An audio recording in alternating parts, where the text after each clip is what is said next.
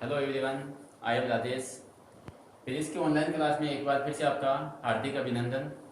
तो अपन फिजिक्स का chapter number first चल रहा है अपना विद्युत क्षेत्र, और उसमें हमने कूलाम के नियम तक पढ़ लिया था, और उसमें कूलाम का सदिश रूप भी देख लिया था हमने कि कूलाम का सदिश रूप कितना होता है और क्या होता है। अब देखो अगला टॉपिक है पराविद्युतांक। अब देखो जब अपने कूलाम का नियम पढ़ा था उसमें एक तो एप्सिलॉन नॉट आया था अपने पास, जिसको बोलते थे निर्वात की विद्युतशीलता, और एक एप्सिलॉन आया था जिसको हमने माध्यम की विद्युतशीलता, और एप्सिलॉन का एक अन्य नाम भी है निरपेक्ष विद्युतशीलता। निरपेक्ष विद्युतशीलता। अब देखो एक नाम हो रहा गया पराविद्युतांक, इसको अपने एप्सिलॉन आर से निरूपित करते हैं। पराविद्युतांक को एप्सिलॉन आर से निरूपित करते हैं। अब ये क्या होता है, तो देखो एप्सिलॉन आर का मान होता है, यानी पराविद्युतांक वो क्या होता है कि जब निर्वात में आवेश रखे हुए हैं तो इनके मध्य लगने वाला बल, निर्वात में आवेशों के मध्य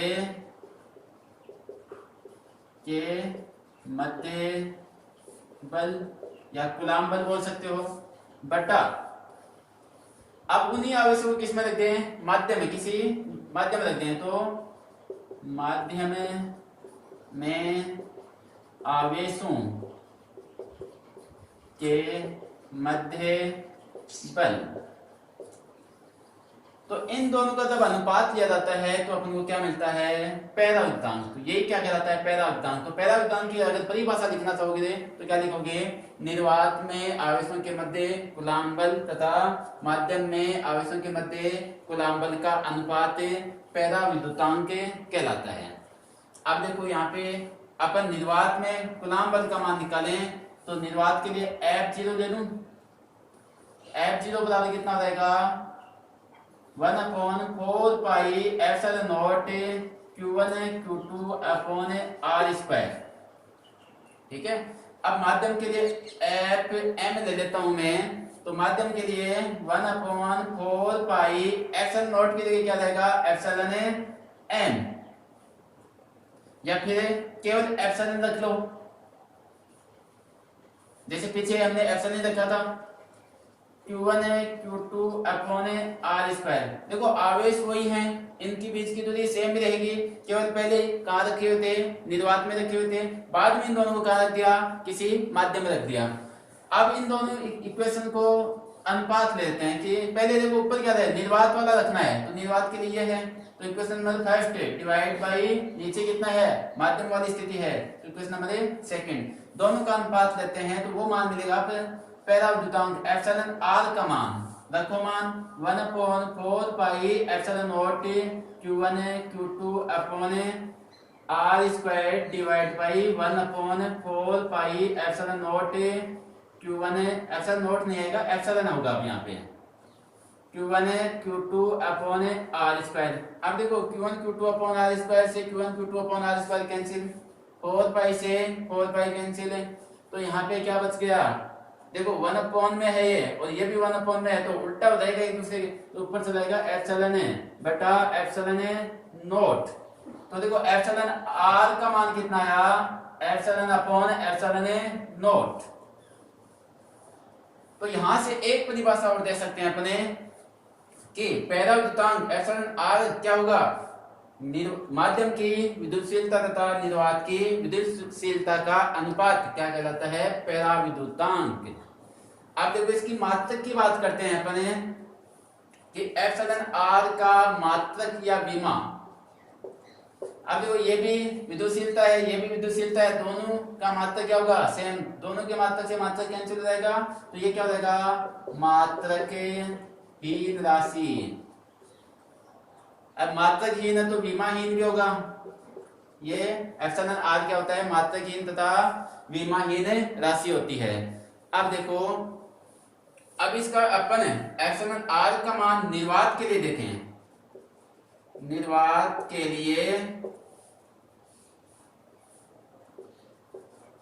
एप्सिलॉन आर का मान कितना होगा, तो देखो निर्वात के लिए यानी कि आवेश को कहां रखा हुआ है, निर्वात में रखा हुआ है, ठीक है, तो एप्सिलॉन एम भी क्या हो जाएगा, निर्वात के लिए एक, एप्सिलॉन नॉट पहले से एक है तो 1/1 कितना हो जाएगा, लगभग एक ही आ जाता है। तो निर्वात के लिए एप्सिलॉन आर का मान कितना होगा, 1 होगा। ठीक है। और एक चीज और ध्यान रखना, जैसे मान लो आपको निर्वात की विद्युतशीलता दे दे और पहला विद्युतांक दे दे तो आपसे पूछ ले कि माध्यम की विद्युतशीलता कितनी होगी, तो माध्यम की विद्युतशीलता एप्सिलॉन बराबर कितना हो जाएगा, यहाँ से इन दोनों को इस साइड, ये इस साइड मल्टीप्लाई हो जाएगा, epsilon R into epsilon naught. ये क्या है, माध्यम की विद्युतशीलता। अब अगर आप एम से डिनोट करना चाहो तो यहाँ पे एम लिख देना, तो आपको माध्यम का पता यानी कि समझ में आ जाएगा कि एप्सिलॉन एम क्या है, माध्यम की विद्युतशीलता। तो यहाँ तक आपको अच्छे से समझ में आएगा कि पहला विद्युतांक डाइलेक्ट्रिक कांस्टेंट क्या होता है, कि निर्वात में आवेशन के मध्य का बल बटा माध्यम में आवेशन के मध्य का बल का अनुपात क्या कहलाता है, पहला विद्युतांक।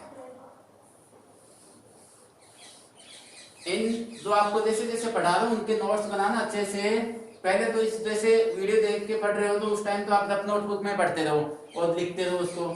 इसके बाद जैसे मैं आपको पीडीएफ भेजता हूँ तो उसको आप अपनी पेड नोटबुक में अच्छे से नोट्स बना लेना, क्योंकि अपने वाले को अब टाइम नहीं होगा ज्यादा, अभी स्कूलें बंद हैं, पता नहीं अब कब खुलेंगे, तब तक अपने टाइम बहुत चला जाएगा, फिर बोर्ड एग्जाम नजदीक आ जाए, तो लंबा सिलेबस 17 चैप्टर अपने पास, तो साथ साथ में इसको पढ़ते रहना। अगला टॉपिक होगा अपना कूलाम का सदिश निरूपण।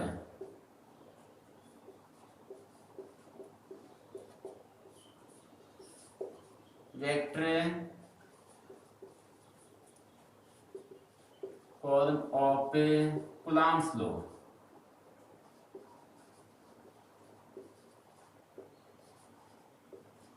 अब देखो सदिश निरूपण में क्या देखेंगे, पीछे हमने कूलाम के नियम के बारे में पढ़ा कि कितना बल लगता है, कैसे कितना किस पर निर्भर करता है, किसके व्युत्क्रमानुपाती होता है, किसके समानुपाती होता है। इसमें बेसिकली क्या देखेंगे कि सदिश निरूपण की उसकी दिशा किस तरफ होगी। जैसे दो आवेश हैं अपने पास Q1 और Q2, इन दोनों के मध्य बल लग रहा है तो इसकी दिशा किस तरफ, इसकी तरफ होगी या इसकी तरफ होगी, वो बात देखेंगे। तो इसके लिए अपन क्या करते हैं, दो आवेश लेते हैं Q1 और Q2, इसको किसी निर्देश तंत्र में रख लेते हैं। मान लो Q1 आवेश का स्थिति सदिश मूल बिंदु से R1 वेक्टर है और Q2 का स्थिति सदिश R2 वेक्टर है। ठीक है। और इसका इस सदिश दिशा है ये और इसकी दिशा है इस तरफ है। अब देखो तीसरी दिशा मान लो मैं इस तरफ मान रहा हूं और इसका मान ले लिया 1 से 2 यानी कि R21 वेक्टर। ठीक। अब देखो स्थिति इसका मान कितना होगा, पहले तो ये देखो, तो देखो यार यहाँ पे त्रिभुज का सदिश नियम लगेगा कि दो क्रमागत भुजाओं का योग तीसरी विपरीत दिशा वाली भुजा के बराबर होता है। तो देखो R1 दो क्रमागत ऐसे चले पहले ऐसे चले, ये विपरीत हो गई तो ये क्या हो जाएगा, उल्टा हो जाएगा, तो यहाँ पे इसके बराबर आएगा इन दोनों का योग। R1 वेक्टर बराबर प्लस R21 वेक्टर बराबर कितना हो जाएगा, R2 वेक्टर। अपन को किसका मान निकालना है, R21 वेक्टर का, तो यहाँ से R21 कितना हो गया, R21 वेक्टर बराबर है R2 माइनस R1 वेक्टर। तो यहाँ पे कितना लिख देंगे, R2 माइनस R1 वेक्टर। ठीक है। अब इसको मिटा देता हूं मैं। अब इसके लिए यहाँ पे कितना बल लगा, इसके द्वारा इस पे कितना बल लगा, इसके द्वारा इसके ऊपर कितना बल लगा, उसकी दिशा किस तरफ है, ये बल लगा रहा है तो उसकी दिशा किस तरफ है, ये बल लगा रहा है तो उसकी दिशा किस तरफ है, ये सारी चीजें देखेंगे, वही क्या कहलाता है, सदिश निरूपण है। तो देखो अपन पहले देखते हैं, ये लिख लेंगे माना कि दो आवेश हैं तो उनके बीच की दूरी है, स्थिति सदिश पहले का R1 वेक्टर है, दूसरे का R2 वेक्टर है, ये सारी बातें लिख लेंगे। इसके बाद देखो देखेंगे अपने Q1 आवेश द्वारा Q2 आवेश पर लगाया गया बल या कूलाम बल भी लिख सकते हो, कूलाम बल। तो देखो F कूलाम बल F किसके द्वारा लगा रहे हैं, 1 के द्वारा 2 पर लगाया गया बल। तो देखो इसको कैसे लिखते हैं, 2 1, जिस पे बल लग रहा है उसको पहले लिखते हैं, जिसके द्वारा बल लगाया जा रहा है उसको बाद में लिखते हैं। तो यह F21 वेक्टर बराबर कितना होगा, दोनों आवेशों के गुणनफल के समानुपाती होता है। तो Q1 है Q2 और दोनों के बीच की दूरी के वर्ग के व्युत्क्रमानुपाती होता है। कितना हो जाएगा R21 स्क्वायर या मोड वेक्टर मोड लगा के फिर स्क्वायर कर देना, कोई दिक्कत नहीं है। और यहाँ पे समानुपाती चिन्ह आ जाता है K। अब सदिश रूप में निरूपित करना है तो इसकी दिशा किस तरफ होगी? देखो एक के द्वारा दो पर इसके द्वारा इसके ऊपर लगाए तो इससे इसकी तरफ होगी, एक के द्वारा लगा रहा है बल तो इससे इसकी तरफ, तो कितना रहेगा R21 कैप। इसको देते समीकरण नंबर 1। अब देखो अगली कंडीशन देखेंगे। अब पहले तो देखा हमने Q1 द्वारा Q2 पर, अब देखेंगे Q2 द्वारा Q1 पर लगाया गया बल। तो Q2 आवेश द्वारा, या सीधा लिख देता हूं मैं, Q2 द्वारा Q1 पर बल कितना रहेगा F12 वेक्टर बराबर कितना होगा? वही K Q1 Q2 अपॉन, लेकिन यहाँ पे एक स्थिति चेंज हो जाएगी। पहले कितनी थी? 1 से 2 की तरफ थे, अब 2 से 1 की तरफ, तो ये उल्टा हो जाएगा। तो कितना हो गया R12 स्क्वायर R12 कैप। इसको दे दो समीकरण नंबर 2। अब देखो अगर दिशा की बात करते हैं तो यहाँ पे 1 से 2 की ओर, 1 से 2 की ओर, इसमें है 2 से 1 की ओर, 2 से 1 की ओर। लेकिन यहाँ पे क्या है R21 वेक्टर का मोड है एक तरह से, इसको आप वेक्टर मोड भी लिख सकते हो, वेक्टर मोड स्क्वायर ऐसे भी लिख देना चाहिए। अब एक मोड स्क्वायर, इसका मतलब ये क्या बताएगा? केवल परिमाण को बताएगा, यानी कि इसका मान कितना है वही बताएगा, इससे दिशा से कोई मतलब नहीं है इसको। तो देखो 1 से 2 की तरफ जाओ, ये नाप लो, चाहिए 2 से 1 तक की नाप लो, सेम मान आएगा। तो दोनों का मान क्या है? सेम, यानी कि लिख सकते हैं क्योंकि R12 वेक्टर स्क्वायर बराबर कितना हो गया R21 वेक्टर स्क्वायर। और देखो K1 Q1 Q2, K1 Q1 K Q1 Q2 और ये भी नीचे वाला सेम, तो इतना तो पूरा सेम हो गया ये। अब बचाइए, देखो मान तो एक होता है, इसका भी एक होता है, इसका भी है, इसका अर्थ है दोनों का बल का मान तो क्या होगा? सेम। लेकिन देखो R21 कैप ये कहां से? 1 से 2 की तरफ दिशा बता रहा है, और 1 2 क्या बता रहा है? 2 से 1 की तरफ। पहले वाली स्थिति ये इस तरफ दिशा बता रहा है, ये वाला इस तरफ दिशा बता रहा है, तो दिशा एक दूसरे के विपरीत है। तो क्या रहेगा? एकांश सदिश में क्या लिखेगा? -R12 cap. दिशा विपरीत होने के कारण यहाँ पे याद गया माइनस। तो यहां से क्या सिद्ध होता है कि दोनों का मान तो क्या होगा? समान, क्योंकि पूरे मान समान हो रहे हैं, परिमाण तो पूरा सेम है, केवल क्या है? दिशा विपरीत है। तो यहां से लिख सकते हैं कि F21 वेक्टर का मोड बराबर कितना हो गया? F12 वेक्टर का मोड। परिमाण समान है लेकिन दिशा क्या है? F21 वेक्टर बराबर -F12 वेक्टर।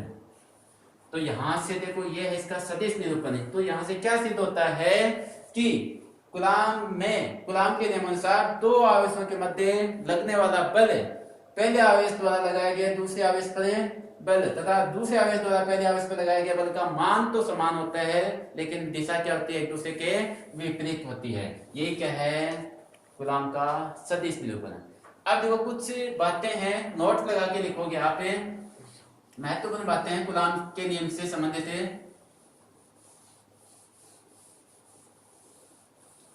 देखो लास्ट वाला टॉपिक, लास्ट रिजल्ट ये आ रहा है अपना, तो देखो नोट लगा के आप कुछ बातें लिख सकते हो।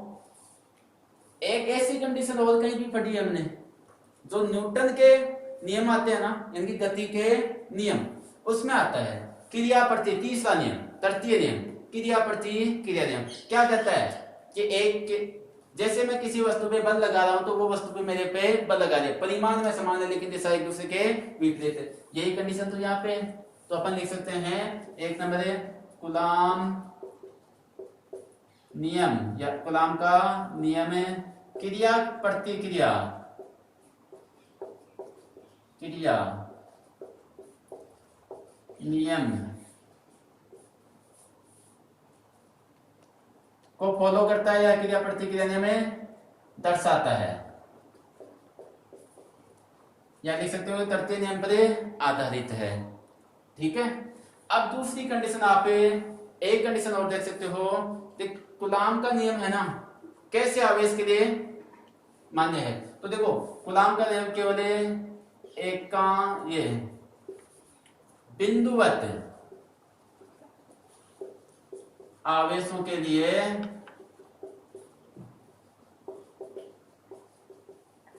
मान्य है। आगे देखो गोले के बारे में पढ़ेंगे, इस तरह के बारे में पढ़ेंगे, लेकिन बेसिकली कूलाम का नियम किसके बारे में बताया था, बिंदुवत आवेशों के बारे में बताया था। और वो भी कैसे, बिंदुवत भी कैसे, स्थिर बिंदुवत आवेश, क्योंकि गतिशील होते हैं तो वहां पे कौन सा होता जाएगा, फिर विद्युत क्षेत्र होता जाएगा। तो कूलाम नियम किसके है, स्थिर बिंदुवत आवेश के लिए। अब देखो एक कंडीशन और देखो, जैसे दो आवेश हैं, इनके मध्य बल F लग रहा है, एक तीसरा आवेश और लाके रख देता हूं इनके पास में, तो इस बल पर कोई प्रभाव पड़ेगा क्या, नहीं पड़ेगा। आप देखो देखें, बेसिकली इस उत्तर से देखें, F बराबर K Q1 Q2 upon R square. तीसरे जैसे ये Q1 है, ये Q2 है, ये Q3 है, तो तीसरे पद का तो कुछ यहाँ पे इफेक्ट दिख ही नहीं रहा। इसका अर्थ हुआ कि तीसरा आवेश कोई पास में आता है दो स्थिर आवेशों के मध्य, तो उनके मध्य लगने वाले कूलाम बल पर कोई प्रभाव नहीं पड़ता है, यानी कि अप्रभावित होता है। तो तीसरा पॉइंट लगा के लिख सकते हो कि दो बिंदुवत आवेशों के मध्य लगने वाला कूलाम बल तीसरे आवेश के कारण अप्रभावित रहता है। अब देखो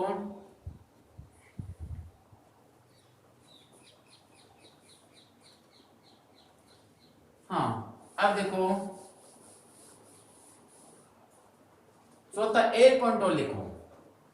अब देखो इसमें क्या होगा, जैसे दो आवेश हैं, मान लो इतने बड़े आवेश हैं, बड़े बड़े ले लिए हैं, तो इनके बीच की दूरी कहां से लेंगे, इनके केंद्र से मापी जाएगी वो दूरी, परिधि से नहीं, इनके केंद्र से इसके बीच की दूरी मापी जाएगी। अब केंद्र से मापी जा रही है, इसका अर्थ हुआ ये कैसे बल हैं, केंद्रीय बल हैं, इनके अपने एक आवेश दूसरे आवेश के केंद्र की ओर बल लगाता है, तो ये कैसे बल हैं, केंद्रीय बल है।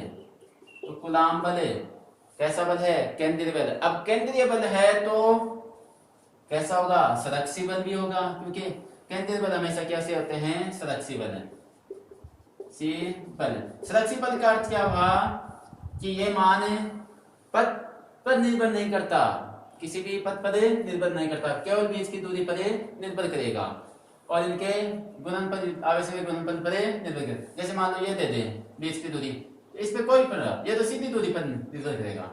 ठीक है, तो ये कैसा है, संरक्षी बल है। तो यहाँ पे अपने ये टॉपिक खत्म होता है। अगला टॉपिक देखते हैं अपने, सदिश निरूपण हो गया। अब आता है एक सुपरपोजिशन प्रिंसिपल, अध्यारोपण का सिद्धांत। अध्यारोपण का सिद्धांत करता है बहुआवेशी निकाय में लगने वाला बल। तो लिख सकते हैं बहुआवेशी निकाय का बल तथा अध्यारोपण का सिद्धांत। अध्यारोपण सिद्धांत। अब देखो इसमें क्या होता है, अब की बार निकाय, अब तक जो पीछे पड़ा वो तो कैसे थे, दो आवेश ले रहे थे, अब की बार निकाय कैसे लेना है जिसमें कैसे क्या हो, बहुत सारे आवेश हो। यानी कि जैसे यह है,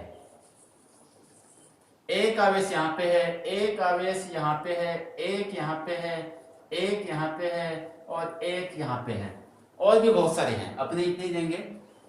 अब इनके मध्य कैसा बल लगेगा, और या फिर इनके मध्य कोई एक आवेश ले तो इस पे आवेश पर लगने वाले बल का मान कितना होगा, वो देखते हैं किसमें, अध्यारोपण का सिद्धांत। देखो अध्यारोपण सिद्धांत से स्पष्ट होता है कि इस पे कोई एक नियत आवेश पर बल लगेंगे तो सारे बल इस पे क्या होंगे, अध्यारोपित होंगे, इसीलिए इसे कहते हैं अध्यारोपण का सिद्धांत, सुपर प्रिंसिपल कहते हैं। अब देखो इसमें लिख लेंगे कि एक बहुआवेशी निकाय है जिसमें आवेश क्या है, Q1 Q2 या Q0 से स्टार्ट कर देना, Q0 Q1 Q2 Q3 dash dash Qn तक आवेश हैं। ये मान लो मैं Q0 ले रहा हूँ, ये Q1 ले लिया, ये Q2 ले लिया, ये Q3 ले लिया, ये Q4 ले लिया मैंने। ये बहुत सारे आवेश हैं और एक इसको निर्देश तंत्र में रख रहा हूं मैं। अब देखो इनके मध्य अध्यारोपण सिद्धांत देख लेंगे। पहले तो इनका सबका स्थिति सदिश निकालेंगे। जैसे पीछे वाले में क्या कि मूल बिंदु से इसका स्थिति सदिश 1 है तो इसको R1 वेक्टर मान लो, ये 0 है तो इसको क्या ले लो R0 वेक्टर, ये 2 है, थोड़ा सा देखो डायग्राम सही से बनाना, ये 2 है तो इसको R2 वेक्टर ले लो, ये मान लो 4 है तो R4 वेक्टर हो जाएगा, और ये R3 है तो ये R3 वेक्टर हो जाएगा। अब क्या करेंगे अपन इस बहुआवेशी निकाय के एक निश्चित आवेश पर अपने कुल बल निकालेंगे। तो इसलिए अपने पहले तो इस पर इसके द्वारा भी बल लगेगा, इसके द्वारा भी लगाया जाएगा, इसके द्वारा भी लगाया जाएगा, इसके द्वारा भी लगाया जाएगा। तो क्या करो पहले तो इनके बीच की दूरी निकालनी पड़ेगी अपन को। तो इसको आपस में मिला दो, ये मान लो इस तरफ है, इसका सदिश यह है, इसका सदिश यह है, इसका सदिश यह है। तो ये दूरी क्या मान लो मैं, देखो ये 1 वाला है, ये 0 वाला, तो इसको R01 ले लेता हूं, ये R02 और ये है R04, ये R03, ये ले लिया मैंने। ठीक है, अगर डायग्राम अच्छे से ना दिखे ना तो मैं आपको PDF भेजूंगा, उसमें अच्छे से बना के भेजा हुआ है, भेज दूंगा आपको। ठीक है, तो उसको देखते हुए आप समझ लेना, सेम ऐसा ही बना हुआ मिलेगा। ठीक है, अब देखो पहले तो Q1 के द्वारा Q0 पे बल लग देखेंगे कि Q1 द्वारा Q0 पे लगाया गया बल, तो F01 लिख लेता हूं। किसके द्वारा लगा रहा है, 1 के द्वारा, तो 1 लगाता है वो बाद में लिखना है, किसके ऊपर लग रहा है, 0 पर। तो F01 है बराबर कितना हो जाएगा K Q0 Q1 upon base की दूरी कितने ली है R01 स्क्वायर या एक वेक्टर मॉड स्क्वायर और R01 कैप।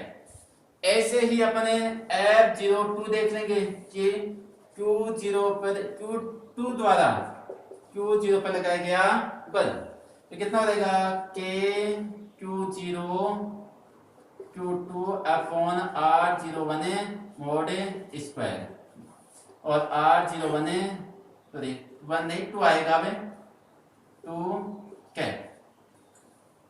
ऐसे ही लास्ट पर आपने जैसे मान लो ये n वाला है, लास्ट आवेश n है, तो F0n वेक्टर इक्वल टू कितना आएगा K Q0 Qn upon R0n vector mod square R0n cap. सभी आवेश के द्वारा Q0 पर लगाए गए बल का मान लिख लिया हमने।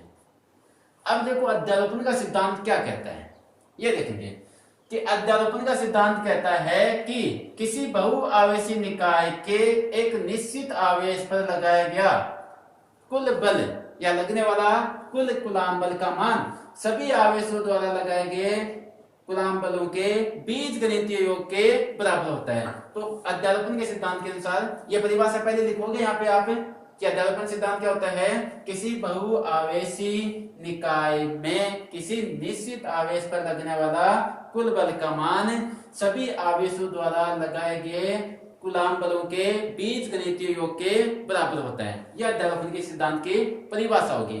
तो बीजगणितीय योग का मतलब F कुल बराबर कितना हो जाएगा, F कुल का मान कितना हो जाएगा F01 पहला plus F02 plus F03 plus dash F0n। तो ये सारे मान इसमें रखेंगे। अब देखो F01 का मान रखो इसमें, तो F कुल का मान कितना हो गया K Q0 Q1 upon R01 mod square में सीधा स्क्वायर लिख रहा हूं इसको अभी R01 कैप प्लस दूसरा मान है K Q0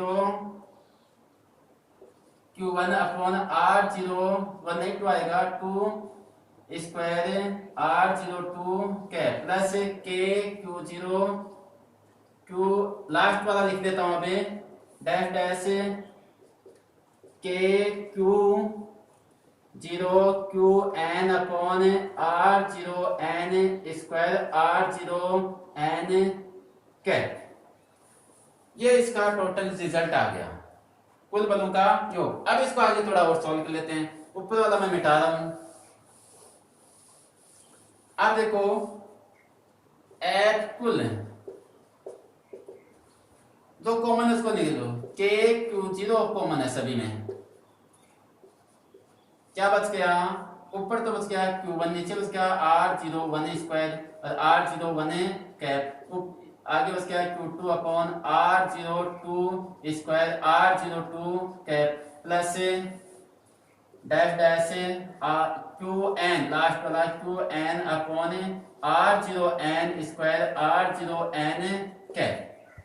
अब देखो इसको समेशन के रूप में लिखते हैं अपने, तो कितना हो जाएगा एफ कुल बराबर हो गया K Q0 summation I equal to 1 से n तक जा रहे हैं, 1 से n तक जा रहे हैं तो 1 से n QI, क्योंकि I इक्वल टू 1 लिया है, I का अर्थ हुआ अब जैसे जैसे I का मान जैसे 1 हो गया तो 1 आ जाएगा, 1 में 2 आया तो 2 रख देंगे, 3 आया तो 3 रख देंगे और समेशन करते बीच में क्या लगाते चलेंगे प्लस का निशान।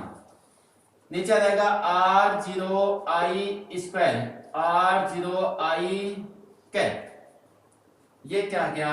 सुपरपोजिशन प्रिंसिपल, अध्यारोपण का सिद्धांत। तो यहां तक अपना कूलाम से संबंधित बल की बातें होती हैं। इसके बाद देखो अपने विद्युत क्षेत्र की बात करेंगे, तो अगले लेक्चर में अपने विद्युत क्षेत्र पढ़ेंगे। तो यहां तक आपको अच्छे से समझ में आ गया होगा। अगर कोई दिक्कत होती है तो आपके पास व्हाट्सएप नंबर है, उस पर कॉल कर सकते हो या फिर आप मैसेज करके कोई भी क्वेश्चन पूछ सकते हो।